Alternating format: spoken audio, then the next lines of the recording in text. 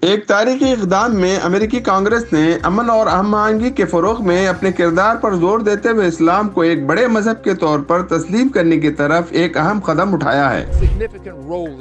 Texas کے نمائندے آل green کی طرف سے پیش کی گئی قرارداد کا مقصد امریکی معاشرے میں اسلامی عقیدے کے لیے بہتر تفہیم اور احترام کو فروغ دینا ہے۔ کانگریس کے نام اور ارکان بشمول الہان عمر، راشدہ تلیب اور آندرے کارسن نے اس اہم قرارداد کے لیے اپنی حمایت ظاہر کی ہے۔ مجوزہ متن میں اسلام کی تعریف خدا کی مرضی کے سامنے سر تسلیم خم کرنے اور امن کے اصولوں کو برقرار رکھنے کے طور پر کی گئی ہے۔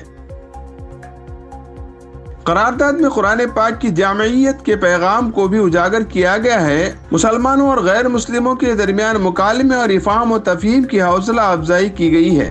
بین المذاہب ہم آہنگی کو فروغ دے کر امریکی کانگریس کا مقصد ملک میں مختلف مذہبی برادریوں کے درمیان پل تعمیر کرنا اور اتحاد کے احساس کو فروغ دینا ہے۔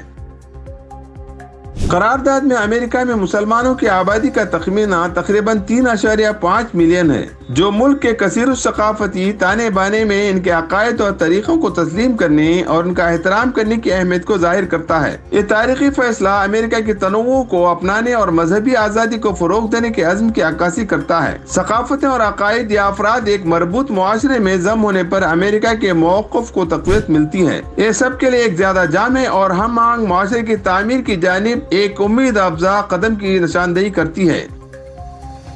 اسلام کے بارے میں اور قرآن کے بارے میں دنیا کی طاقتور ترین ملک امریکہ کی کانگریس یعنی سنسد میں ہو رہی یہی باتیں یورپین یونین میں برطانیہ اور آسٹریلیا میں بھی ہو رہی ہیں۔ کیا آپ کو سویڈن کا واقعہ یاد ہے؟ اسلام اور مسلمانوں کی شبیہ بگاڑنے کے لیے ایک طرف الگ ہی مہم چل رہی ہے۔ اسی وجہ سے اسلام کو اسٹڈی کرنے والے اور اسلام کی طرف لپکنے والوں کی تعداد اسلام دشمن طاقتوں کی نیندیں اڑا دی ہیں۔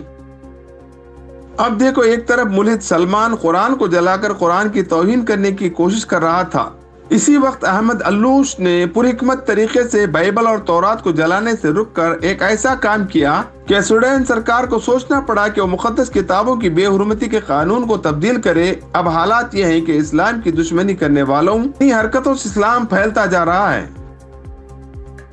ہندوستان میں ہو رہی اسلام دشمنی بھی اس بات کی طرف اشارہ کر رہی ہے کہ عنقریب ہندوستانی پارلیمنٹ میں بلکہ پورے ہندوستان میں اسلام کی آواز گونجے گی۔ اسلام کی فطرت میں قدرت نے لچک دی ہے، اتنا ہی یہ ابھرے گا جتنا کہ دبا دیں گے۔ وَمَكَرُوا مَكَرَ اللَّهُ وَاللَّهُ خَيْرُ الْمَاكِرِينَ۔ اب تک اتنا ہی، پھر کسی اور موضوع پر آپ کے روبرو ہوں گے۔ اس وقت تک کے لیے اللہ حافظ۔ آپ دیکھ رہے ہیں البلاغ چینل، حق کا پیغام انسانیت کے نام۔